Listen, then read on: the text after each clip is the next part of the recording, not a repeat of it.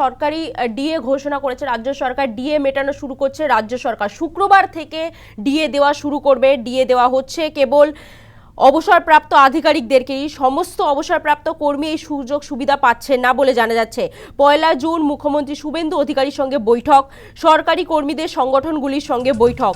বর্তমান কর্মীরা কবে থেকে ডিএ পাবেন ওই বৈঠকে তা স্থির করা হতে পারে বলে জানা যাচ্ছে।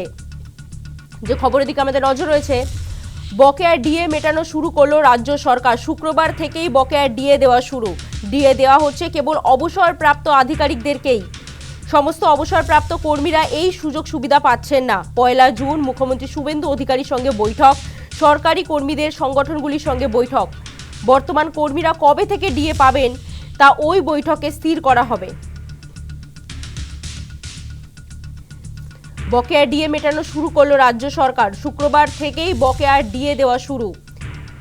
ডিএ দেওয়া হচ্ছে কেবল অবসরপ্রাপ্ত আধিকারিকদেরকেই।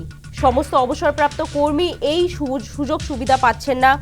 1 জুন থেকে মুখ্যমন্ত্রী শুভেন্দু অধিকারীর সঙ্গে বৈঠক হবে। দফায় দফায় সরকারি কর্মীদের সংগঠনগুলির সঙ্গে বৈঠক হবে। বর্তমান কর্মীরা কবে থেকে ডিএ পাবেন তা ওই বৈঠকে স্থির করা হতে পারে।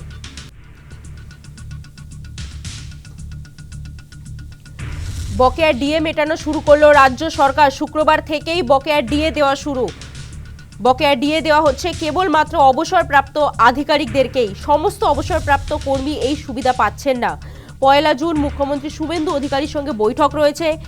সরকারি কর্মী সংগঠনগুলির সঙ্গে বৈঠক করবেন মুখ্যমন্ত্রী। বর্তমান কর্মীরা কবে থেকে বকেয়া ডিএ পাবেন তা ওই বৈঠকে স্থির করা হতে পারে বলে জানা যাচ্ছে।